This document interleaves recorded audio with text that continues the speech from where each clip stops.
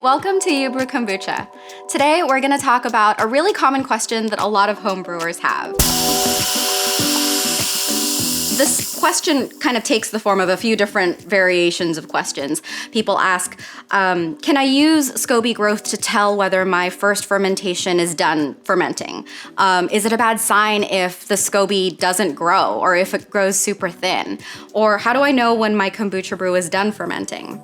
And long story short, if you're just here for a quick answer, SCOBY growth is not an indication of when your kombucha brew is done fermenting. The only thing that can tell you whether your brew is done fermenting is if you taste it and it's at the right level of acidity and sweetness that you prefer when drinking kombucha.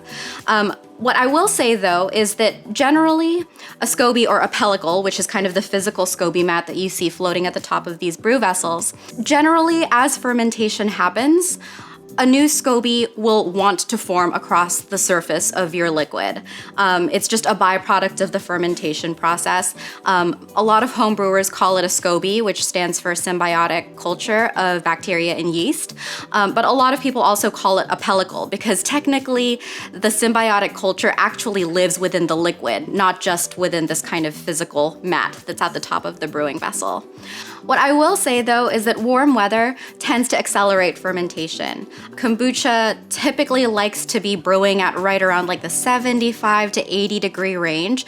It can definitely ferment outside of those temperatures within a normal range. I would say you want to keep it within 70 to 87 degrees Fahrenheit for ideal fermentation.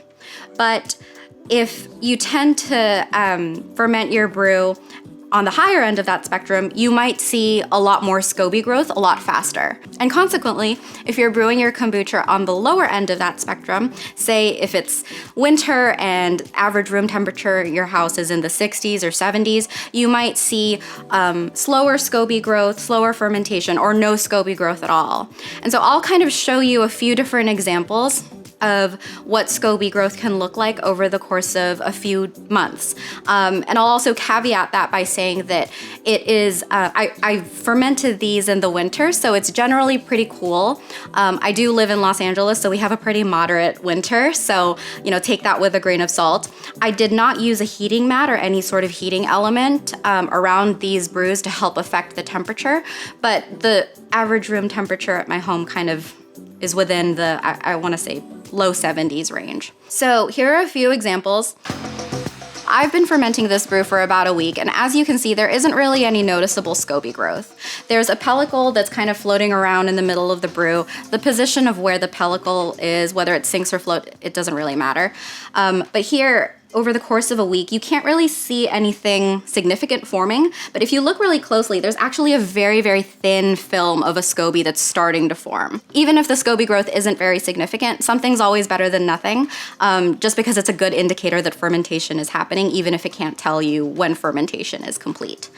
This brew, I actually started this batch around 2 months ago, and I honestly just forgot about it or got a little too busy and time got away from me. And so I didn't bottle it in time. So this has been fermenting for about 2 months.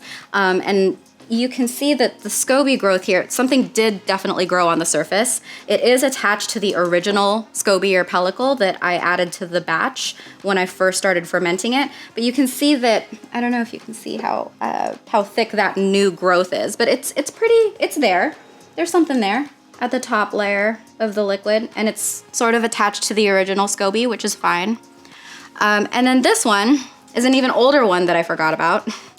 And this one has been fermenting for about, I want to say 4 months in the winter. And so there is a little bit more of a significant SCOBY growth here.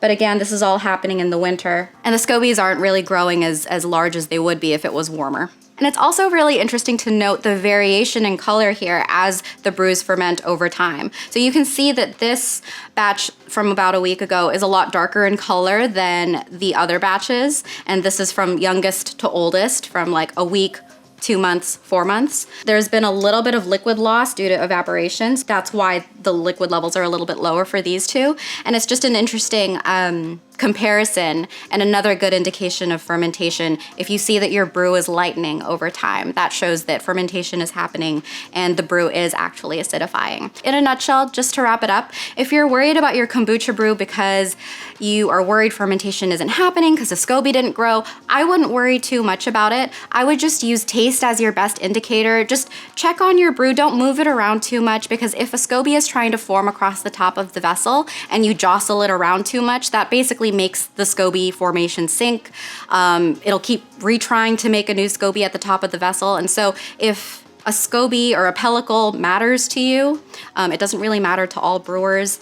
Everybody's kind of has a different feeling about it. But if you really, really want to build a kind of thicker SCOBY, my recommendation for you would just be to kind of leave it alone and do its thing, and maybe give it a week or two before you taste it and see if it's at the right doneness level. For me personally, I always just go off of taste more so than pellicle formation. I'll just like stick a straw in there and see if it's at the right acidity and sweetness level, and that's when I decide when I am ready to bottle it or flavor it and move on to the second fermentation phase. So I really hope this was helpful. Be sure to check out all the other videos on my channel if you have any questions, and as always, you can find more details at youbrewkombucha.com. Happy brewing!